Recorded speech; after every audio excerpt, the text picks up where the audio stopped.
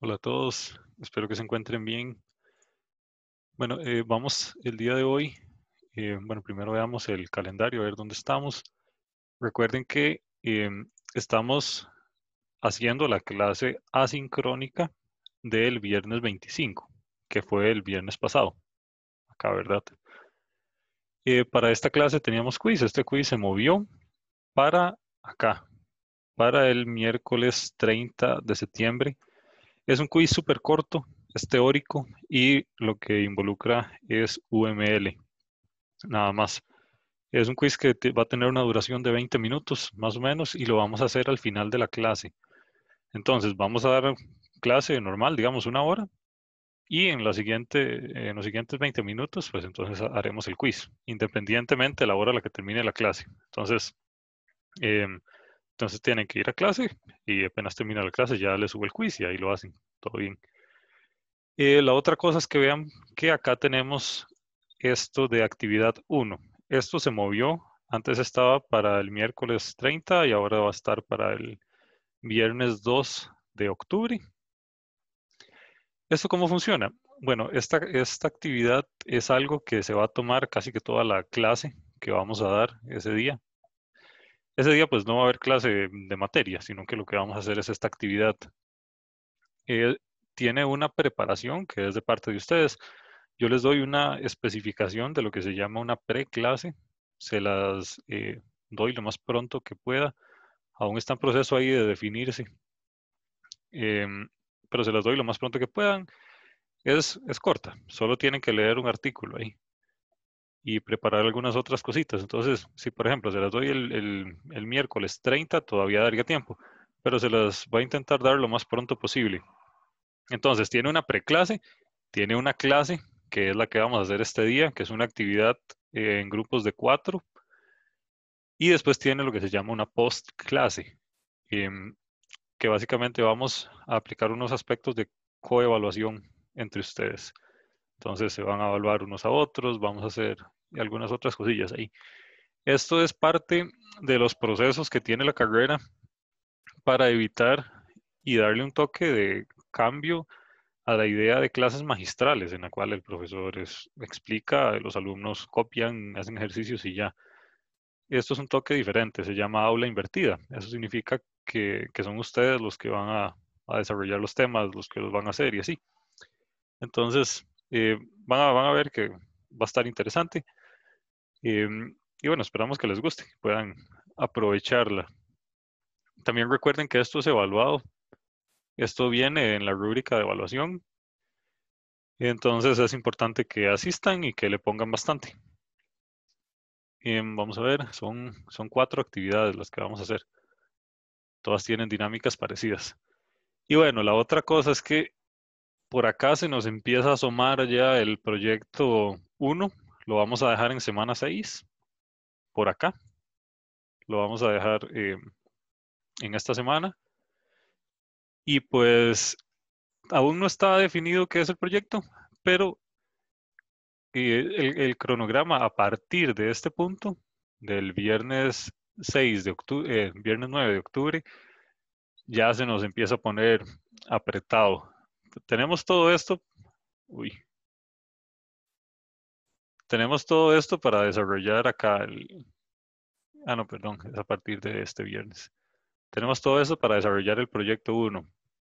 Después, esto para el proyecto 2 y después esto para el proyecto 3. Y vean que aquí ya caemos en semana 18. Esta semana 16, 17, 18. Y ya, eso es todo. Entonces, pues no hay como mucho chance de atrasarse o así. Digamos, yo no tendría problema en mover las fechas de parte mía y ahí después lo podemos negociar. Pero vean que tampoco es que hay mucho margen, digamos, porque ya acá termina todo, no nos podemos correr más de aquí. Vamos a ver, algún otro aviso que tengamos. Bueno, pues no. La especificación de la actividad se las mando lo más pronto posible. Voy a hacer el intento de mandárselo lo más pronto posible. Ah, y otra cosa, ya está revisado el quiz 1, entonces pueden encontrar sus notas en el TEC digital. Ok, esa era la parte de avisos parroquiales. Cualquier duda me pueden preguntar. Ok, el tema de hoy es bastante bonito. A mí en lo personal es como el tema que más me gusta de este curso, que es la parte de estructuras de datos. Vamos a ver lo que se llama estructuras de datos lineales. Estamos con el tema 3 apenas. Este tema es bastante grande, relativamente complejo. ¿Se acuerdan que yo les dije que este curso tenía una parte fácil y una difícil? Acá ya nos estamos adentrando en la parte que es un toque más compleja, pero tampoco es nada del otro mundo. Van a ver que entender conceptualmente cómo es que funciona una estructura de datos de este tipo es bastante fácil de entender. Ahí los problemas sería implementarlo. Pero bueno, eso es una habilidad que se desarrolla con el tiempo. Entonces, tampoco sientan como mucho problema en caso de que les cueste implementar algo así. Siempre tiene una curva de aprendizaje elevada. Y también acá en la presentación vienen ejemplos en Java de cómo se implementaría. Entonces, sé que no va a ser tan difícil. Bueno, antes de empezar, tenemos que definir un concepto que se llama tipo de dato abstracto o ADT. Y bueno, este es un concepto clave para entender qué es una estructura de datos. Nosotros sabemos que es un tipo de datos, ¿verdad? Nosotros en este momento pues conocemos qué es el tipo que tiene cada uno de los datos, es el tipo que tiene cada una de las variables. Pero un tipo de dato abstracto, ¿qué sería? Sería un conjunto de objetos que tiene asociado un conjunto de operaciones, ¿verdad? Y los ADTs son una abstracción matemática que no define ni qué van a hacer los objetos, ni van a definir cuáles son sus operaciones. Simplemente dicen, ok, este es un conjunto de datos, aquí cualquiera. Y ese conjunto de datos tiene pues un montón de datos, lo que sea, y tiene también un montón de operaciones. Las estrellitas son las operaciones, los checks son los datos. No entra en detalle de cómo se implementan eh, estas operaciones, de cómo se implementan, qué tipo de datos tienen que ser. Por eso se llama tipo de dato abstracto. Y bueno, ¿para qué nos sirve esto? Nosotros esta abstracción la podemos materializar en sets de datos concretos con operaciones concretas, ¿verdad? Entonces, veamos esto. Cuando nosotros decimos tipos de datos, por lo general pensamos en el más intuitivo es entero, un número entero, reales, booleanos, strings y pues el montón de tipos de datos nativos que tienen los lenguajes. Si ustedes se ponen a ver, cada conjunto de datos de estos tiene asociado un conjunto de operaciones. Pensemos, por ejemplo, en los números enteros. Vamos a ver aquí. 1, 2, 3, cada cualquier otro numerillo, cada otro numerillo. Ok, estos son números enteros, ¿verdad? Que están definidos desde 0 hasta n, donde n pues, puede ser infinito. Estos datos acá enteros tienen asociadas operaciones, ¿verdad? Por ejemplo, yo los puedo sumar, los puedo restar, dividir, multiplicar, lo que sea. Pero si nos ponemos a pensar, ¿cuál sería la diferencia de unos datos enteros con unos reales? Por ejemplo, pongamos acá unos reales. O sea, 12 punto eso. Acá otro numerillo. 1.0. Bueno, vean que la diferencia de este a este es que, bueno, los reales tienen decimales, los enteros no. Entonces, eso va a tener asociado implícitamente otro conjunto de operaciones. Por ejemplo, yo puedo agarrar este 234.6 y quitarle la parte entera, ¿verdad? Y la parte decimal. Puedo quitarle ese 6 y va a quedar en 234. ¿Cómo se llama eso? Bueno, se llama una función que se llama truncar, que le vamos a quitar la parte decimal. Eso es algo que aquí no existe. Por ejemplo, yo a este 67 no tengo un decimal que quitarle. Entonces, vean, a lo que quiero ir con esto es que dependiendo del conjunto de datos que nosotros tengamos, así van a ser las operaciones. Ahora, llevémonos esto un nivel más arriba. Dejemos de pensar en números y pensemos en cualquier conjunto de datos y cualquier conjunto de operaciones. Eso es lo que es un tipo de dato abstracto. Y bueno, ¿para qué nos sirve esto? Para definir las estructuras de datos que, que vamos que vamos a analizar acá. En la parte de estructuras de datos abstractas tenemos listas, colas, sets, grafos y cualquier, eh, bueno, estas de acá, estas son las que vamos a ver en este curso, nada más. Entonces, vamos a tener, de la misma manera que cualquier otro tipo de dato, vamos a tener operaciones asociadas a ella. Algunas operaciones van a ser iguales para todos, por ejemplo, añadir y remover. Algunas van a ser específicas y, y bueno, entonces, sepan que los tipos de datos abstractos nos funcionan para cualquier set de datos y ese set de datos va a tener asociado de manera implícita un conjunto de operaciones también. Ok, hasta acá, todo bien. Eh, También es importante mencionar que ADT no es un concepto relacionado a programación orientada a objetos, ya es algo completamente aparte. Un ADT es simplemente una abstracción matemática de un set de datos y ya nada más. Pero nosotros en programación orientada a objetos podemos implementar de una manera muy intuitiva un ADT, porque le podemos ocultar cómo es que se implementa y simplemente podemos hacerlo todo a través de interfaces. Recuerden que las interfaces eran como las funciones, los métodos y así. Y podemos meterlo todo dentro de una clase. Por ejemplo, podemos tener una clase que se llame lista enlazada. Y esa lista va a tener unos métodos, insertar, remover, añadir, lo que sea.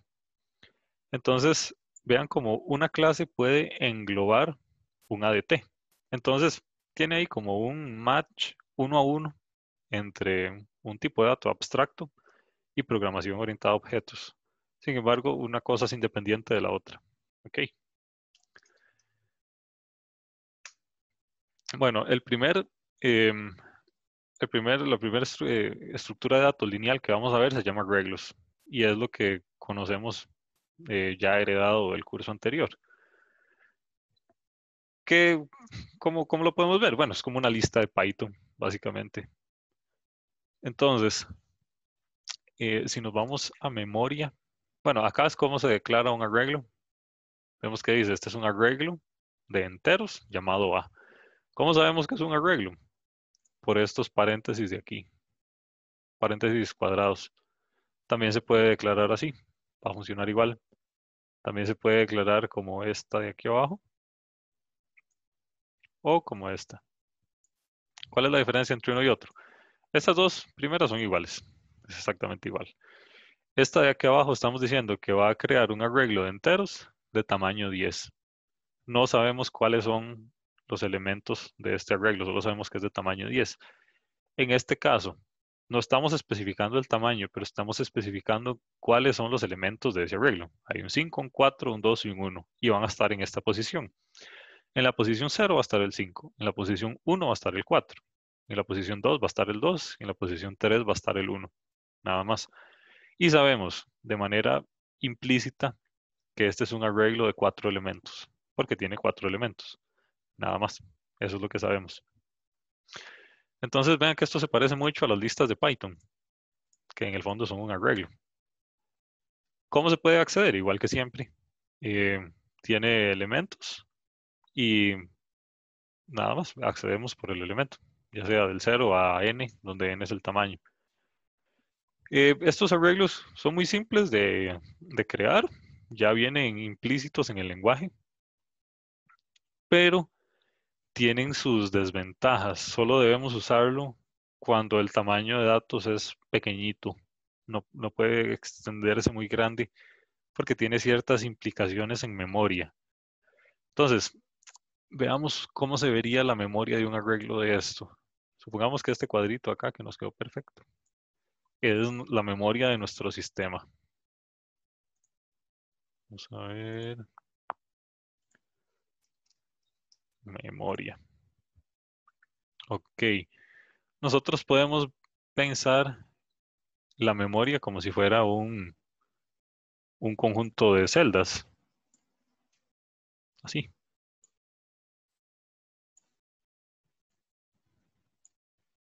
Cada una de estas celdas va a tener asociada una posición, ¿verdad? Acá vamos a tener, digamos, la posición 0. Acá vamos a tener asociada la posición 1, 2, 3, 4, 5 y 6. ¿Qué tamaño va a tener cada una de estas celdas? El tamaño de aquí abajo. Bueno, eso va a depender de la arquitectura de nuestro sistema. Por ejemplo, si estamos en 32 bits, va a ser 32 bits. Ese va a ser el tamaño de palabra. El tamaño de palabra se refiere a lo que podemos direccionar nosotros con nuestra arquitectura. Si esto fuera de 32 bits, entonces si nuestra arquitectura fuera de 32 bits, entonces el tamaño de palabra va a ser de 32 bits también. O si estuviéramos trabajando en 64, esto va a ser de 64 bits. Ok. Entonces, cuando nosotros creamos un arreglo, digamos un arreglo de 3 elementos, entonces adivinen cuántos espacios de memoria se nos va a reservar. Bueno, se nos van a reservar 3, efectivamente.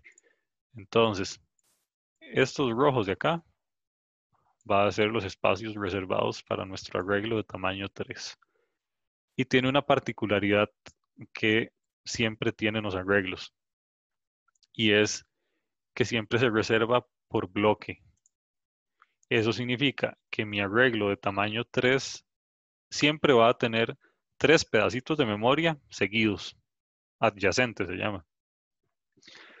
Entonces, ¿qué implicaciones tiene esto? Que si uno crea un arreglo de tamaño 1.000.000, por ejemplo, tiene que ir a reservarle 1.000.000 de pedacitos en memoria, con la desventaja de que tiene que estar seguidos, tienen que estar adyacentes. ¿Y qué pasa, por ejemplo, si no hay 1.000.000 de pedacitos de memoria? Y pues entonces no se va a poder reservar ese arreglo. Em, entonces, supongamos devolvámonos nuevamente a nuestro arreglo de tamaño 3. ¿Qué pasa si nosotros queremos añadir un cuarto elemento a nuestro arreglo? Entonces sucede una cosa que es bastante cara en cuanto a poder de procesamiento. Eso significa que consume muchos recursos, que es que hay que copiar estos 3 elementos, hay que copiarlos en un pedacito de memoria disponible en otro lado. Después se añade el cuarto elemento, entonces ya queda como un arreglo de tamaño 4 que ahora sí va a estar adyacente en memoria, y ya después se borra esto. Entonces va a haber un instante en el tiempo en el que vamos a tener nuestros datos repetidos 2 veces en la memoria. Una en la parte de tamaño 3 original y otra en la parte de tamaño 4. Y entonces, nuevamente, ¿qué pasa si cuando queremos copiar nuestro arreglo no existe memoria suficiente disponible? Eso es un problema. Entonces no se va a poder. Por eso es que los arreglos son muy simples, muy fáciles de declarar, muy fáciles de usar, muy fáciles de acceder, porque se acceden con índices, pero tiene sus desventajas. Y en la tarde, en la tarde, perdón, en la parte acá de ciencias de la computación, nosotros siempre buscamos utilizar la menor cantidad de datos posibles y de recursos posibles. Entonces, bueno, así es como funcionan los arreglitos.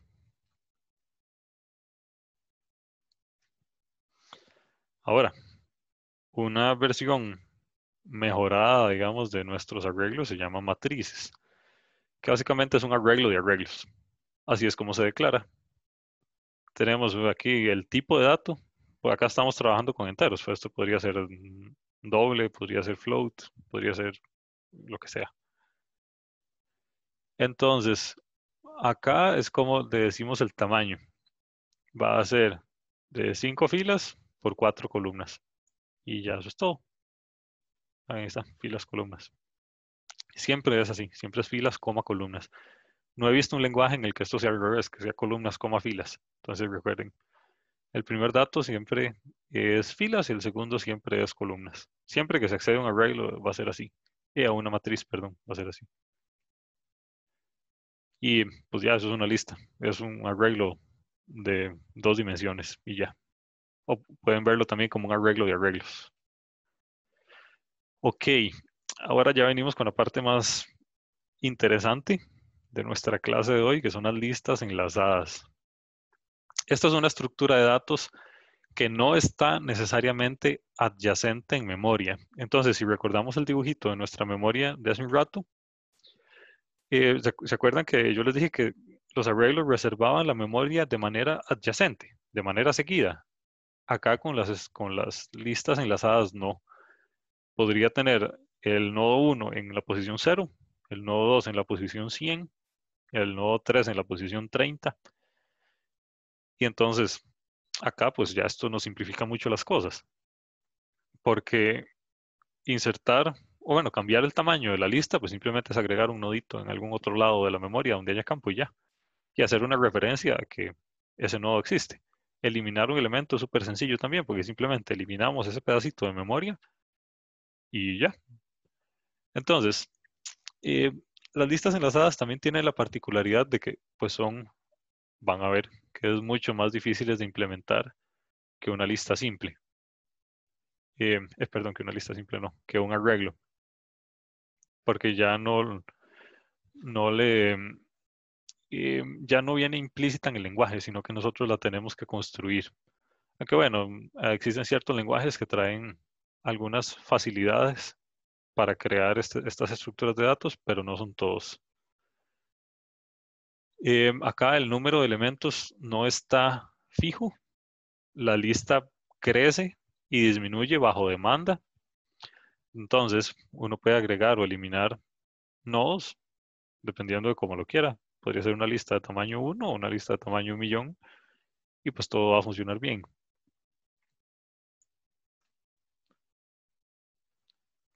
Vamos a ver, la lista se llama lista enlazada por el hecho de que cada nodo contiene un enlace o una referencia hacia su nodo siguiente.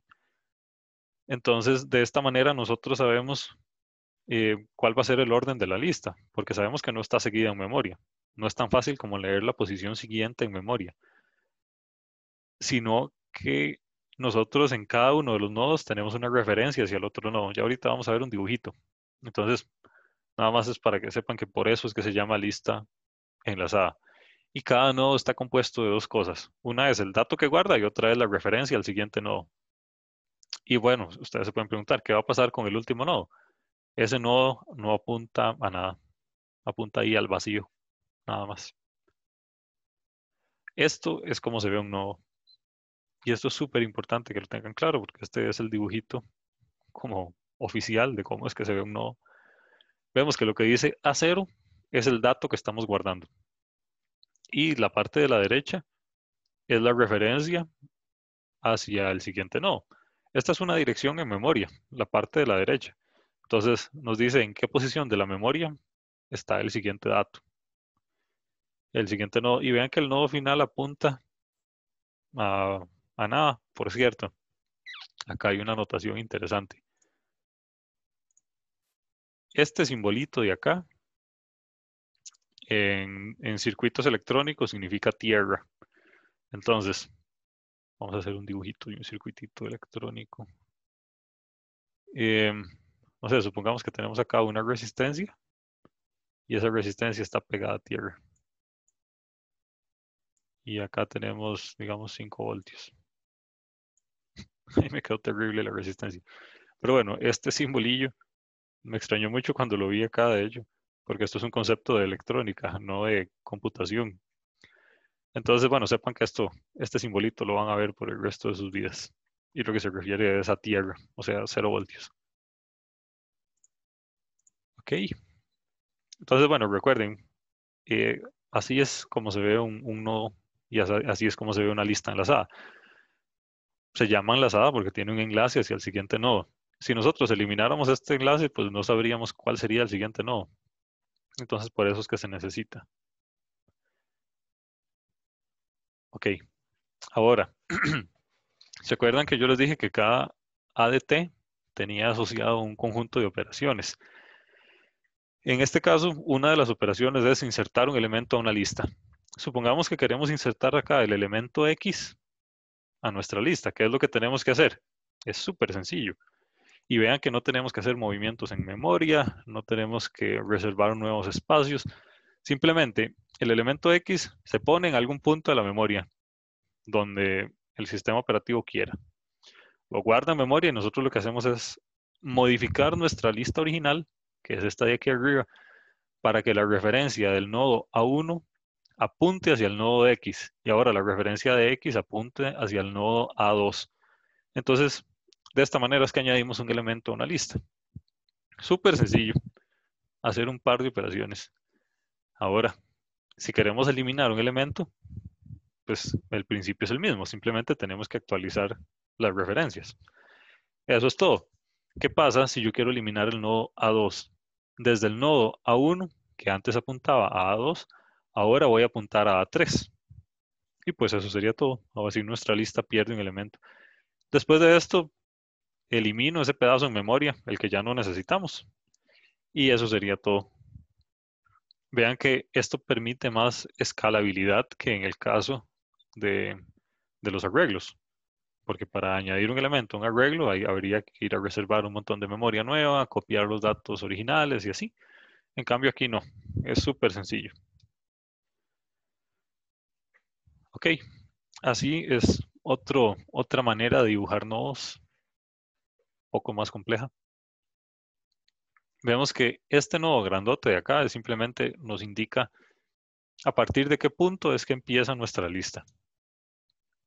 Pero esto no es un nodo. Vean que esto no tiene aquí la parte de dato, como tienen estos otros chiquititos. Este no, entonces este véanlo como la referencia a nuestra lista. Desde dónde es que vamos a empezar. Y ya, eso sería todo. Ok, esa es como la parte teórica. Ahora, ¿cómo se implementa esto? Existen un montón de formas de implementar esto y hay algunas que son mejores para un lenguaje y otras para otros lenguajes, perdón.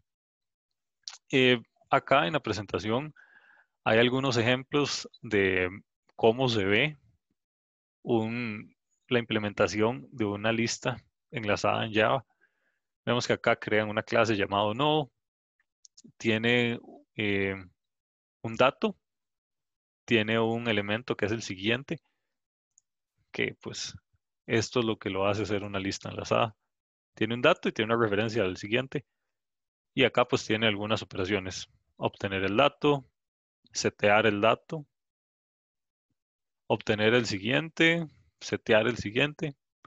En fin, acá les queda el ejemplito.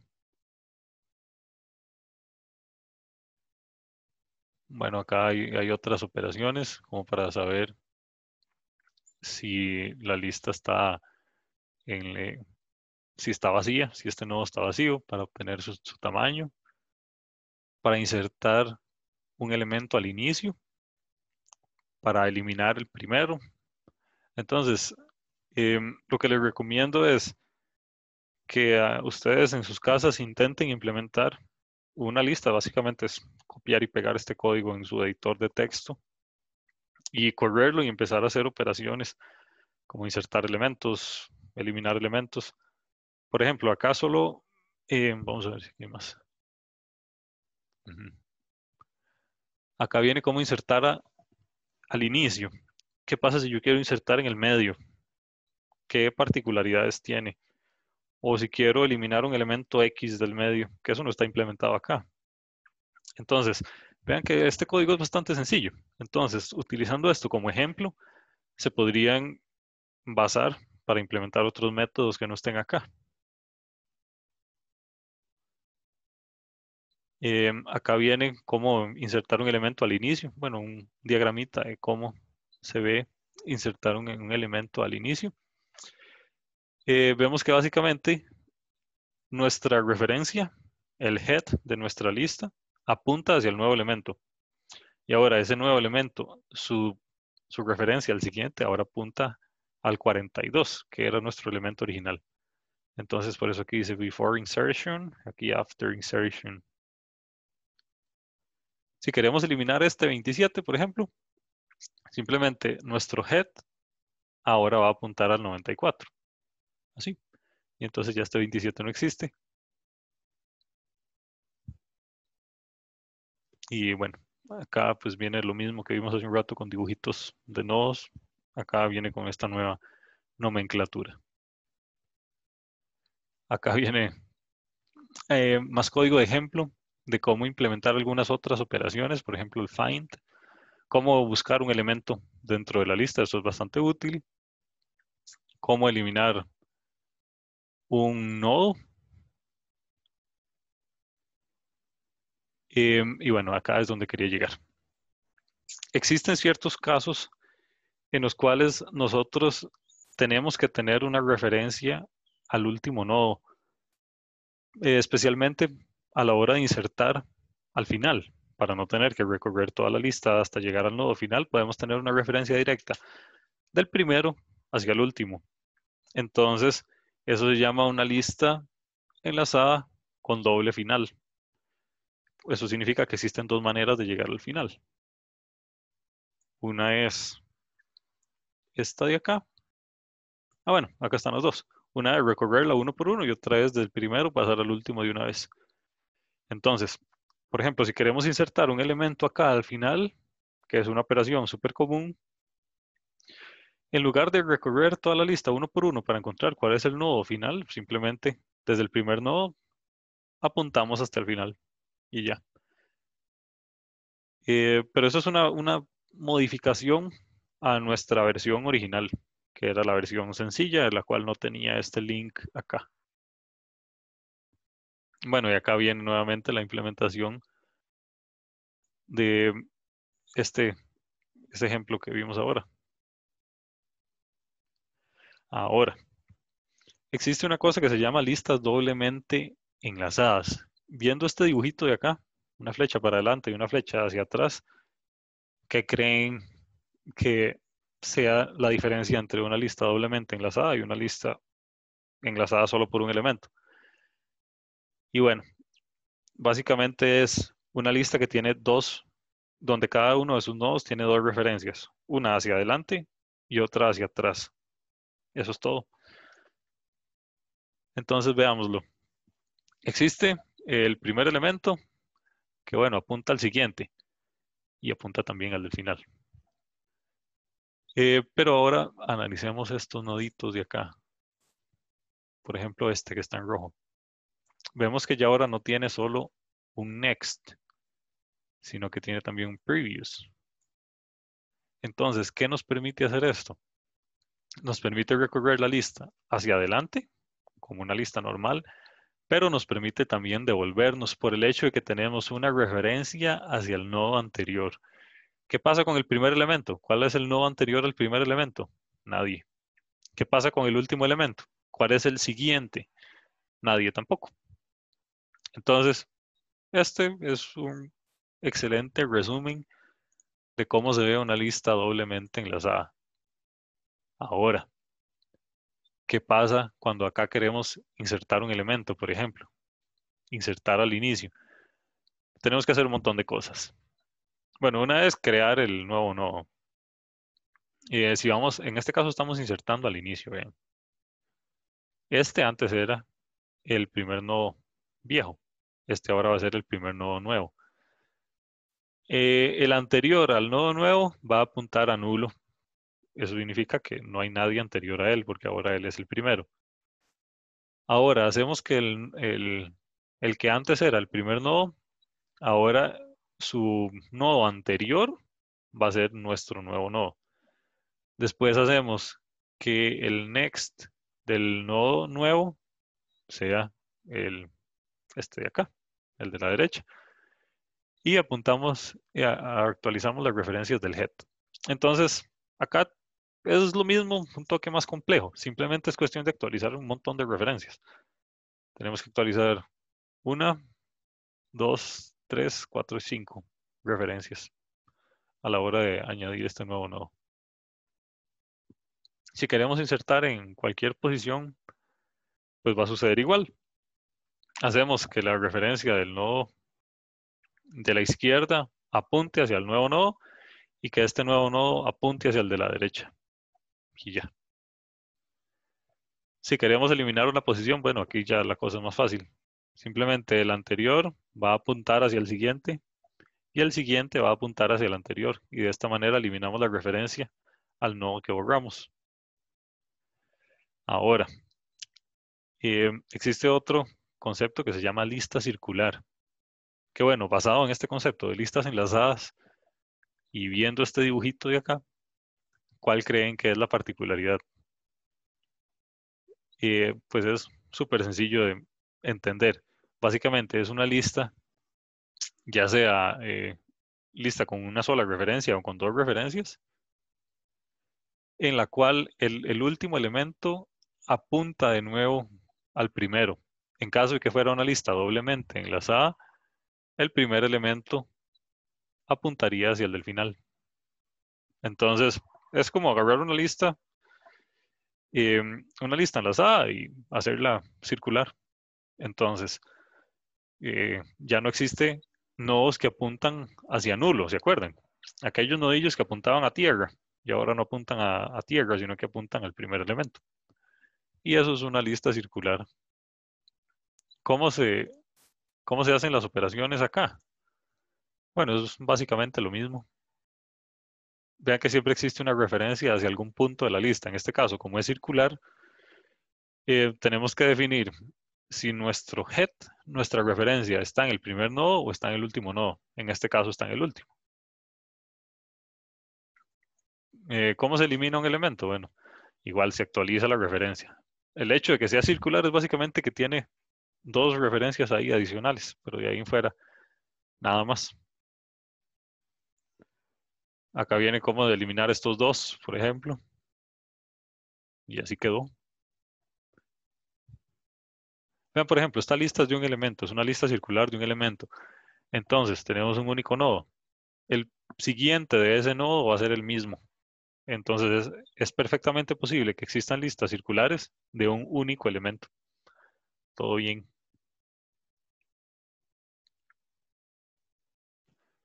Bueno, veamos este proceso de inserción. Vamos a insertar el nodo C en medio del B y del D. Entonces, hacemos que el B apunte al C, que el C apunte al D. Y ya, eso es todo.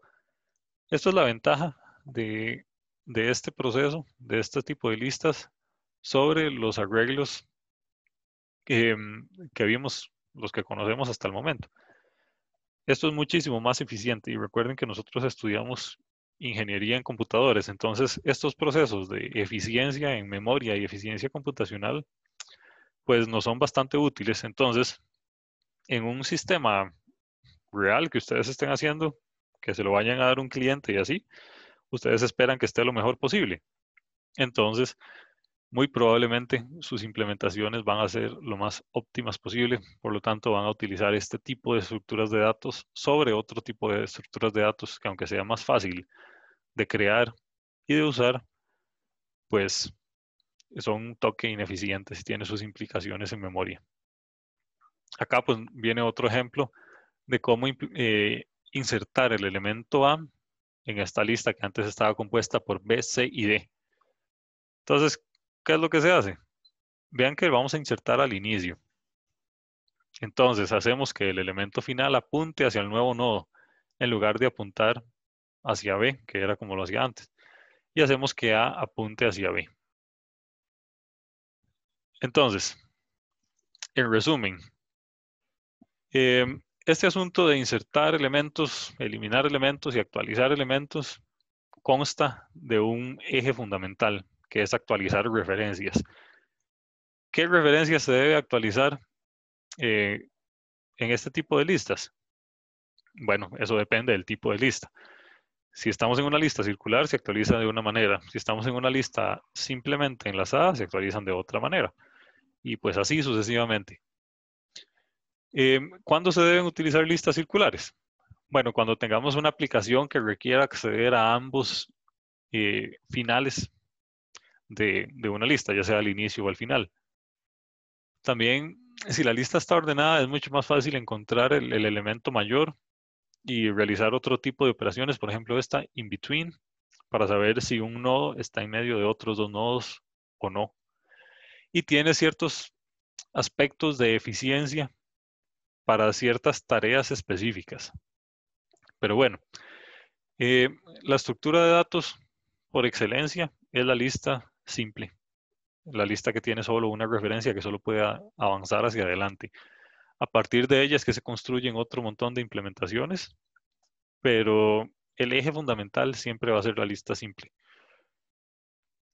Y bueno, hasta acá vamos a dejar nuestra clase de hoy. Esta parte de stacking, queues y eso lo vamos a dejar para la siguiente clase. Entonces, bueno, espero que hayan encontrado el tema interesante y pues bueno, eso sería. Entonces nos vemos en la siguiente clase. Muchas gracias.